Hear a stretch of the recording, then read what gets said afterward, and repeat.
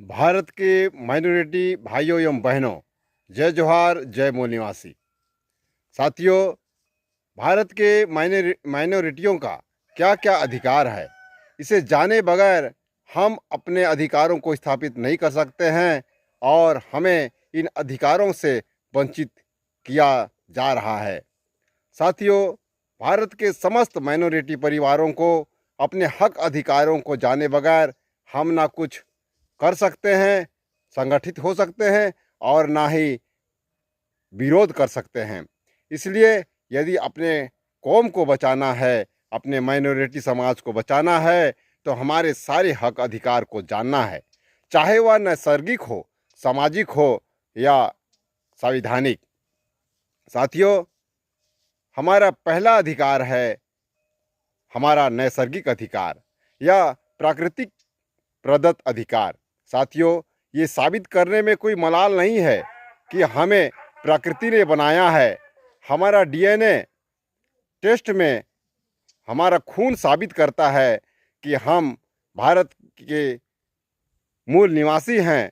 हमारा DNA L3MN है। इस तरह हम भारत के मूल निवासी, हमारा खून एवं गुणसूत्र सभी एक है, इसे बदला नहीं जा सकता है। और इससे पहले तो हम इंसान हैं, मानव हैं। सभी में मानवता एवं इंसानियत कूट कूट कर भरी है और हर जीवों का, वह वनस्पति जीव हो या प्राणी जीव, प्रकृति ने सबको समान रूप से बनाया है एवं सभी को समान रूप से अधिकार भी दिया है। और हम मानव तो मानव मानव एक समान। और इतना ही नहीं, प्रकृति ने सबके लिए भरपूर संसाधनों को वरदान स्वरूप दिया है, जैसे कि हवा, पानी, जंगल, जमीन, चांद, सूरज इत्यादि, जिनके बगैर मानव क्या कोई भी जीवन संभव नहीं हो सकता है। यह कहना कि तुम धर्म परिवर्तन किया है, तुम माइनॉरिटीज़ है, तुम ये प्राकृतिक संसाधनों का उपभोग नहीं कर सकते, ये कदापि जायज़ नहीं है। इसे बनाने वाले भी या स्वयं कुदरत भी हमसे छीन नहीं सकते हैं। फिर भी हमसे छीना क्यों जा रहा है? इसलिए सबको जानने की ज़रूरत है, जागने की ज़रूरत है। किंतु जागृति आएगी कब? जब हम नैसर्गिक, प्राकृतिक, कुदरती, सामाजिक या संवैधानिक हक अधिकारों को जानेंगे और उसका परिपालन करेंगे। और जो हमें अधिकार से वंचित करना चाहते हैं, उन्हें कभी नहीं बख्शेंगे। तब हमारा यह अधिकार कोई नहीं छीन सकता। इसलिए आइए, जागिए, औरों को भी जगाइए, अपने प्राकृतिक हक अधिकारों को पहचानिए। इस दूसरा अधिकार है हमारा सामाजिक अधिकार। साथियों, हम माइनॉरिटी बाहरी विदेशियों या ब्राह्मणवादी व्यवस्था के कोई मोहताज नहीं, कोई दया भिक्षा की मोहताज नहीं है। हमारी सृष्टि इस भारत भूमि पर हुई है। हमारे पुरखों ने सारे सामाजिक हक अधिकारों से हमें हक अधिकारों को हमें विरासत में दिया है। वर्तमान में जो कुछ भी आज हम हैं, सब हमारे पुरखों की ही देन है। विदेशी सरकार तो बहुत बाद का उपक्रम है। इसलिए हमें सामाजिक हक अधिकारों से कोई वंचित नहीं कर सकता है। आगे है हमारा संवैधानिक अधिकार।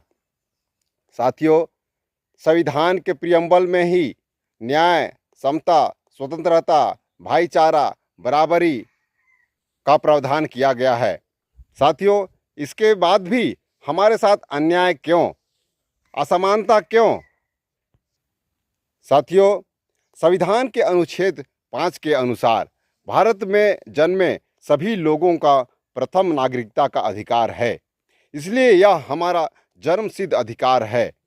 आज 75 साल बाद हमारी नागरिकता पर दांव क्यों लगाया जा रहा है? संविधान के भाग 3 के तहत सभी नागरिकों को मौलिक अधिकार प्राप्त है, जिसे कि कोई भी व्यक्ति या समाज या संगठन या सरकार छीन नहीं सकता, पर आज हमें अधिकारों से वंचित क्यों किया जा रहा है? अनुच्छेद 14 के तहत समता का अधिकार है, फिर आज विषमता क्यों? अनुच्छेद 15 धर्म, मूल वंश, जाति, लिंग या जन्म स्थान के आधार पर विभेद का प्रतिषेध। किंतु आज हमारे साथ छुआछूत, शूद्र, अतिशूद्र, द्रविड़, वर्ण भेद, ब्राह्मण, क्षत्रिय, वैश्य एवं गुलामी क्यों? अनुच्छेद 17 अस्पृश्यता का अंत। अनुच्छेद 19 स्वतंत्रता का अधिकार, जिसमें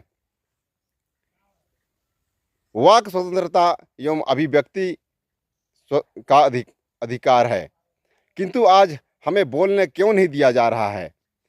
शांतिपूर्ण और निरायुध सम्मेलन का अधिकार है, फिर आज हमें सभा सम्मेलन क्यों नहीं दिया जा रहा है? प्राण एवं दैहिक स्वतंत्रता का संरक्षण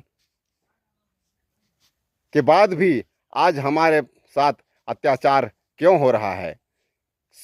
21 का में शिक्षा का अधिकार, शोषण के विरुद्ध अधिकार, इसके बाद भी आज शिक्षा व्यवस्था क्यों छला जा रहा है? अनुच्छेद 23 और 24 धार्मिक स्वतंत्रता का अधिकार, इसके बाद भी आज हमें सांप्रदायिक दंगा क्यों? हमारे धार्मिक कार्यक्रमों पर अवरोध क्यों? अनुच्छेद 25, 26, 27 एवं 28 संस्कृति एवं शिक्षा संबंधी अधिकार।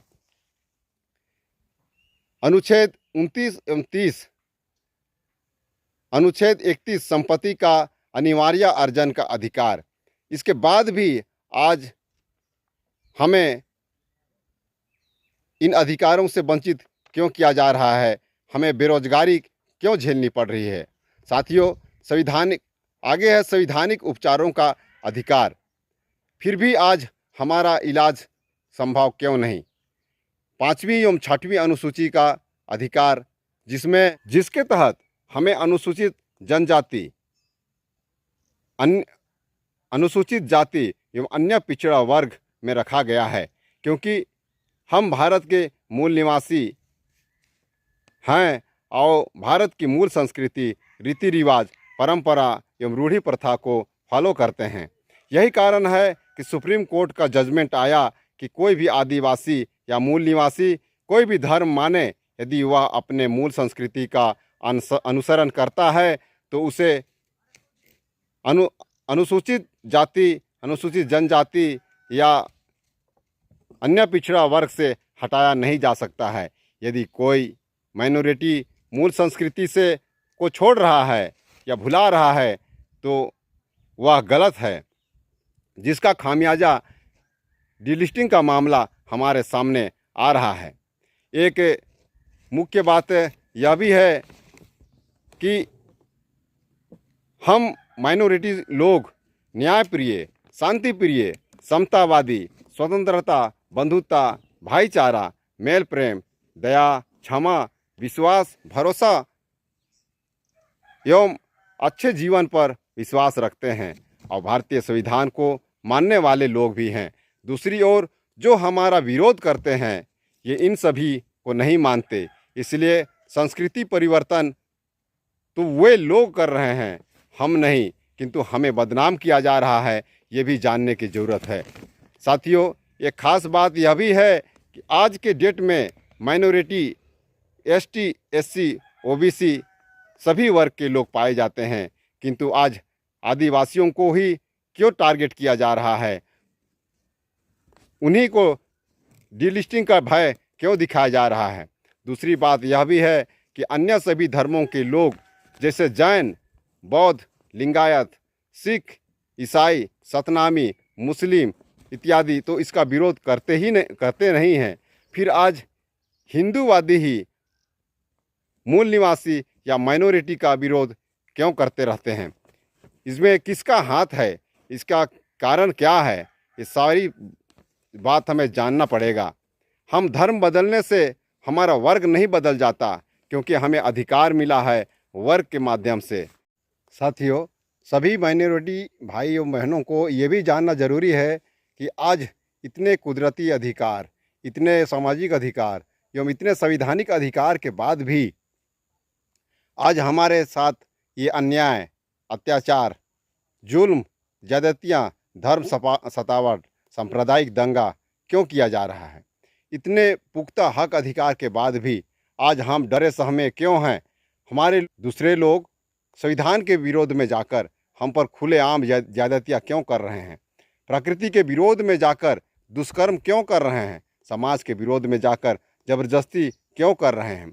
ये सब इसलिए हो रहा है क्योंकि हमारे पास जानकारी का अभाव है, हमारे पास ज्ञान नहीं है, जागृति का अभाव है, संगठन का अभाव है, सही लीडरशिप का अभाव है, किसी प्रकार का राजनीतिक संरक्षण नहीं है।